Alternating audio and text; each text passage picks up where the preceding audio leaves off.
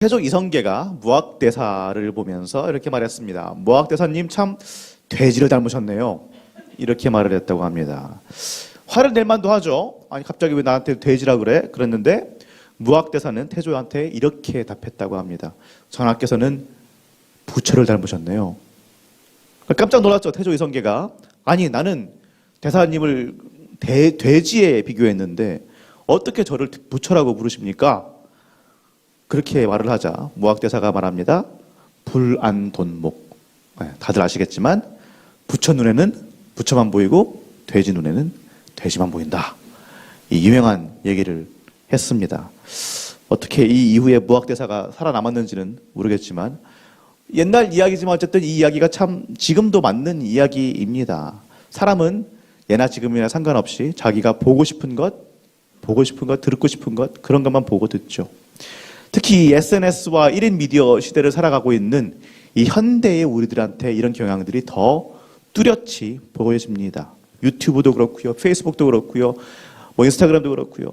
전부 다 이런 경향들을 더욱더 강화시켜주죠. 갖가지 알고리즘들이 나를 파악합니다. 내가 어떤 것들을 보는지 다 파악하고 내 성향을 파악하고 그래서 내가 보고 싶은 것들 계속 비슷하지만 살짝씩 다른 것들 그런 것들을 계속 보게 만들죠. 그래서 유튜브에든 페이스북이든 뭐든 더 계속해서 이걸 보고 있게 만드는 겁니다. 그래야지 그 기업들한테는 돈이 되니까요. 이렇게 된 사회를 살아가는 우리는 더욱더 나와 다른 생각들, 나와 다른 관점들을 접해볼 기회가 없어집니다. 새로운 생각이나 관점들 이런 것들은 그냥 나쁜 것으로 치부가 돼버리고 내 생각 혹은 나랑 비슷한 생각들만 계속해서 보고 듣게 되는 이 에코챔버, 소위 말하는 에코챔버에 갇혀서 확증 편향에 갇히는 거죠. 자신의 신념과 일치하는 그런 정보만 받아들이는 소위 그 꽉 막힌 그런 사람이 점점점 더 돼가는 겁니다. 그러니 요즘에는 어떤 말도 생겼죠? 젊은 꼰대. 젊어도 그렇게 된다. 내 말만 나만 옳다. 이런 식으로 그것이 뭐 나에 상관이 있는 것이 아니라 모두가 그렇게 돼가고 있다라고 하는 겁니다. 예수님 시대의 사람들한테도 이런 문제들이 있었습니다. 사도 요한의 모습은 어땠나요? 가죽 옷을 입고 석청과 메뚜기를 입고 광야를 전전합니다. 요단 강가에 서가지고 사람들한테 회개하라라고 외치면서 세례를 줍니다. 딱 봐도 뭔가 있어 보이죠. 사람들 생각에 메시아라면 이래야 된다라는 어떤 그 개념에 딱 맞아 떨어지는 사람입니다. 그러다 보니 15절 말씀을 보면은 모든 사람들이 요한을 그리스도이신가 하고 생각했다라고 합니다. 왜요? 바라고 기다림으로. 확증 편향의 기저를 보면은요, 결핍에서 비롯되는 어떤 이 기대와 바람 이런 것들이 있습니다. 지금 이스라엘의 이 종교 지도자들, 이스라엘 사람들의 상황이 어떻습니까? 로마 때문에 일이 휩쓸리고 종교 지도자들 때문에 절이 휩쓸리고 바람에 흩날리는 낙엽처럼 그냥 이리저리 휩쓸리고 그렇게 살고 있습니다. 너무 힘들어요. 사는 게 힘들어요. 그러다 보니까 이제는 단단히 땅에 뿌리를 내리고 그렇게 좀 편안하게 살고 싶은 마음이 굴뚝 같습니다. 누군가 와서 메시아, 왕, 구원자가 와서 자신들을 좀 돌봐줬으면 좋겠는 거죠. 그러다 보니까 어떻게 되나요? 마음속에 메시아에 대한 마음의 갈망이 크니까 어딜 봐도 메시아인 겁니다. 이 사람도 메시아 같고 저 사람도 메시아 같고 이 사람이 나를 구원해 줄까? 여기서 점을 보면은 답을 좀 알 수 있을까? 이 기도원 가면 될까? 저 기도원 가면은 고침받고 문제가 해결될 수 있을까? 이런 겁니다. 그게 사람이죠. 얼마 전에 어떤 통계를 하나 봤는데요. 지금 한국에 약 20명의 하나님이 있다고 합니다.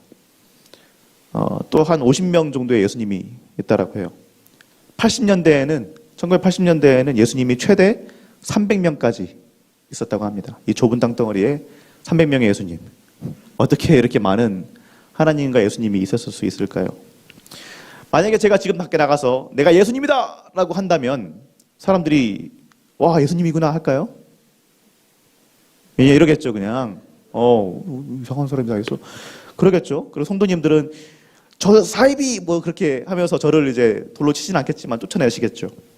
그런데 만약에 제가 밖에 나가서든지 어디서든지 뭔가 굉장히 신령한 듯한 그런 말들, 그럴듯한 말들을 하고 지혜로운 말들을 해주고 사람들이 각각의 문제점들을 뭐 찝어주고 해결점들을 제시해주고 병도 좀 고치고 거룩해 보이고 그러다가 처음에는 그런 얘기 안 하다가 나중에 내가 사실은 예수님이야. 이러면 믿을 사람이 있을까요? 없을까요? 있습니다. 있습니다. 왜요? 성경 속에 예수님이 중요한 게 아니라 내 문제를 해결해 줄 수 있는 내가 바라는 내 예수님, 그게 많은 사람들한테는 더 중요하기 때문입니다. 내가 생각하는 예수님, 내가 바라는 하나님의 그 모습이 그 상이 있는데 나의 그 생각과 욕구 이런 것들을 성립하는 사람을 보면은 그럴 수도 있겠다. 이렇게 되는 거예요. 저 사람이 내가 바라던 하나님이고 예수님이구나. 그렇게 생각을 할 수 있다는 겁니다. 사도 요한이 메시아구나. 다행히 요한은 이단 사이비 교주가 되지는 않았습니다. 본인은 메시아가 아니라고 확실하게 말을 하죠. 그렇지만 요한도 자신에게 확증 편향에서 자유로울 수는 없는 그런 사람이었습니다. 메시아는 이런 분이다라는 자신만의 어떤 생각을 확고하게 가지고 있는 사람이 요한이었습니다. 16절, 17절 말씀 같이 한번 읽어보겠습니다. 요한이 모든 사람에게 대답하여 이르되 나는 물로 너희에게 세례를 베풀거니와 나보다 능력이 많으신 이가 오시나니 나는 그의 신발끈을 풀기도 감당하지 못하겠노라.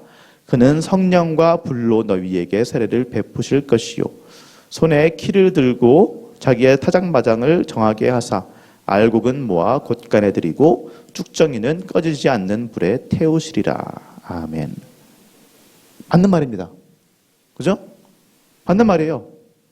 성령과 불로 세례를 베푸시고 손에 키를 들고 심판하시는 메시아, 이분 예수님 맞습니까? 맞습니다. 맞아요. 그런데 문제는 뭐냐? 시점이 틀렸죠. 시점이 맞지 않아요. 요한은 지금 이런 메시아가 지금 오실 거다, 당장 오실 거다라고 예언을 하고 기다리고 있지만 막상 진짜 메시아이신 예수님은 어떻게 요한 앞에 나타나십니까? 이런 모습으로 나타나시지 않죠. 누가복음 3장 21절 말씀, 3장 21절 말씀 한번 읽어보겠습니다. 백성이 다 세례를 받을새 예수도 세례를 받으시고 기도하실 때에 하늘이 열리며. 하늘이 열리고 목소리가 들린다. 굉장한 것 같지만 모두가 보고 들은 게 아닙니다. 예수님 혼자 복음서에 따라서 예수님 혼자 보고 들었거나 극히 소수의 사람만 보고 들었습니다. 그렇다면 보통 사람들이 보기에 예수님은 지금 어떤 모습으로 등장하셨습니까? 성령과 불로 손에 키를 들고 심판하는 모습으로 나타나셨나요? 아니요. 백성들이 다 세례 받는데 거기에 섞여서 그 백성들 중에 하나로 섞여서 그냥 평범하게 무슨 영화에 지나가는 행인 일 이런 식으로 등장하신 겁니다. 아무것도 아닌 것처럼. 물론 성령과 불로 세례 베푸셨죠. 그렇게 하셨습니다. 그런데 언제요? 지금 이 시점이 아니고 십자가에 죽으시고 부활하신 다음에 오순절 때 성령을 내려주셨습니다. 심판하실 것 맞습니다. 맞아요. 심판주로 오십니다. 그런데 언제 오십니까? 그때가 아니고 지금도 아니고 하나님 나라가 이 땅에 온전히 임해서 심판주로 재림주로 오실 때 이 땅에 다시 오실 그 미래에 그렇게 하실 것입니다. 지금은요. 구원의 하나님, 사랑의 하나님으로 우리 가운데 임마누엘로 함께 하십니다. 물론 요한은요. 다른 백성들보다는 더 정확했죠. 더 맞았습니다. 그러나 결국엔 요한조차도 가장 낮은 자리에 오신 예수님, 고난받는 종이자 구원자로 오신 메시아이신 그 예수님을 이해하지 못했어요. 잘 몰랐습니다. 요한의 성에 차지 않았습니다. 7장 19절 말씀 보면은요. 요한이 제자들을 통해서 제자들의 이야기를 듣고 예수님에 대해서 듣고 그 다음에 예수님한테 뭐라고 질문을 하죠? 한번 읽어보겠습니다. 요한이 그 제자 중 둘을 불러 주께 보내어 이르되 오실 그 이가 당신이오니이까 우리가 다른 일을 기다리오리이까 하라 하매. 너무 다른 겁니다. 요한 생각하고 자신이 가지고 있던 메시아에 대한 생각하고 예수님이 너무 다른 거예요.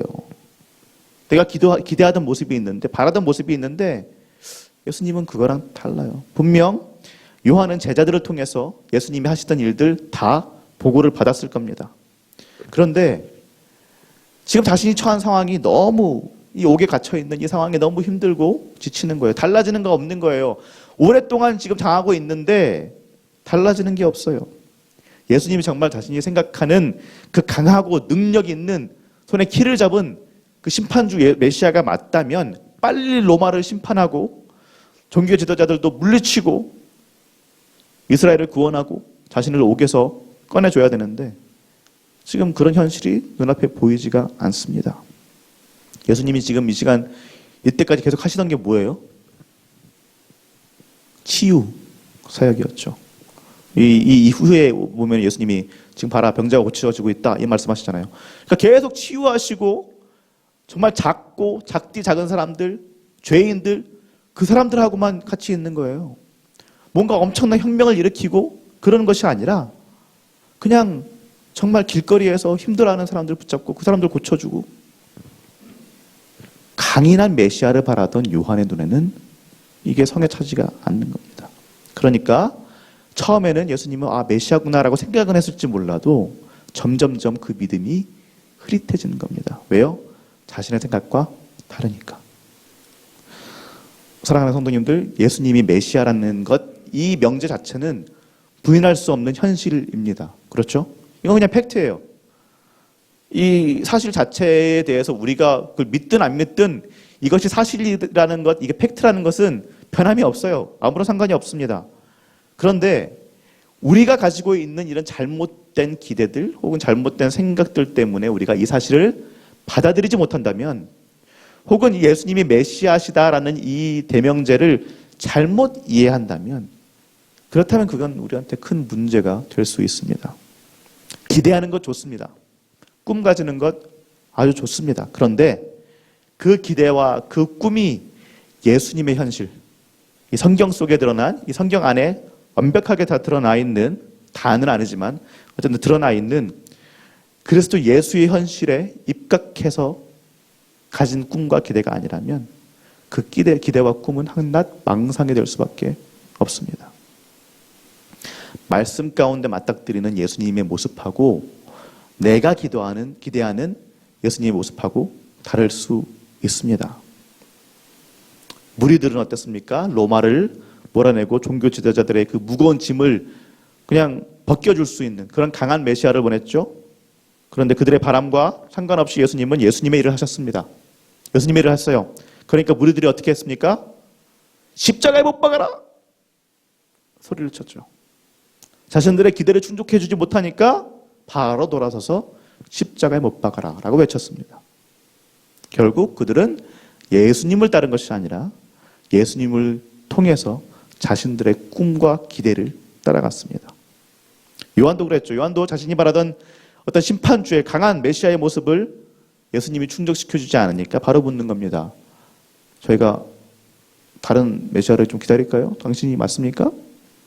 이렇게 묻는 겁니다. 사랑하는 우리 시흥교회 성도님들, 성도님들이 바라는 예수님 어떤 분입니까? 성도님들이 오늘 이 시간 기대하고 있는 예수님은 어떤 분이십니까? 다양한 상들이 있겠죠. 성경을 통해서 드러난, 복음서에 드러난 예수님의 모습, 그 모습도 있겠지만 안타깝지만 그 상의 중심에는 성경에 나타나 있는 예수님의 모습만 있는 것은 아닐 것입니다. 내 소원대로, 내 마음대로, 내가 원하는 대로 다 해주는 그런 예수님의 모습이 우리 마음속에 있지는 않은지요. 오늘 담임 목사님이 새벽 설교 때도 말씀하셨지만 그냥 A라는 인풋을 넣으면은 B라는 아웃풋을 해주는 그런 기계적인 컴퓨터 같은 도깨비 방망이 같은 그런 예수님을 바라는 것은 아닌지 저는 그럴 때가 종종 있습니다. 그냥 편안하게 법칙처럼 규칙처럼 이렇게 하면은 이렇게 해주는 예수님 얼마나 좋을까요? 그런데 우리 예수님은 그렇게 하지 않으시죠. 그런 우리 여러 가지 생각들, 기대들, 꿈들보다 훨씬 더 크시고 놀라우신 분이 우리 예수님이십니다. 그런 것들, 우리의 생각들과 관계없이 예수님은 예수님의 방법으로 하나님의 나라라는 자신의 현실을 우리의 현실에 관철시키실 것입니다. 그렇게 하고 계시는 분이시고 앞으로도 그렇게 하실 것입니다. 그런데 어떻게 하실까요? 이거를 그냥 힘으로 찍어 누르는 것이 아니고요. 사랑으로. 마치 노예처럼 제자들의 발을 닦아주시고 힘없는 죄인이 돼서 십자가에 달려 죽으시기까지 하시는 그 위대하시고 강력한 그 자기 희생적 사랑, 그 사랑으로 예수님은 하나님의 나라가 이 땅에 임하게 하실 것입니다. 그것이 우리의 희망입니다. 그것이 우리의 참 소망이에요. 다른 거 어떤 것이 아니라 내 기대, 내 꿈, 그게 아니라 예수님이 십자가에서 죽으시기까지 사랑하신 그 사랑으로, 그 자기 희생적 사랑으로 이 땅에 끌고 오시는 그 하나님의 나라, 그 하나님의 나라가 우리의 소망입니다. 만약 설령 그것이 내가 생각하고 있는 내 기대, 내 꿈과 맞지 않는다고 해도 그럼에도 불구하고 예수님은 우리를 타이르시고 그 사랑으로 우리를 덮으시면서 예수님의 현실을 우리의 현실이 되게 타이르시면서 그렇게 만들어 가실 것입니다. 그렇다면 성도님들, 우리는 어떻게 해야 될까요? 어떻게 하시겠습니까? 예수님의 현실이 우리의 기대와 맞지 않는다고 해서, 내 꿈과 다르다고 해서 2000년 전 그 무리들이 그랬던 것처럼 예수님을 십자가에 못 박으시겠습니까? 이런 예수님은 필요 없어 하시겠습니까? 아니면 그냥 무시하시겠습니까? 아니면 우리의 기대와 가치, 꿈, 거기에 순응하는 예수, 우리 듣기 좋은 말만 하는 예수라는 우상을 만들어서 섬기시겠습니까? 혹은 우리가 이미 그렇게 하고 있지는 않은지요? 우리가 그렇게 하지 않기를 바랍니다. 그렇게 하지 않기를 바라고요. 앞으로도 계속해서 우리 자신을 돌아볼 수 있기를 바랍니다. 그러니 사랑하는 우리 시흥교회 성도님들, 성경 속에 드러나 있는 다른 것 어떤 것이 아니라 이 안에 있는 예수 그리스도의 현실에 우리들의, 성도님들의, 저의 꿈과 기대들을 맞추어 갈 수 있기를 바랍니다. 그 반대가 아니고요.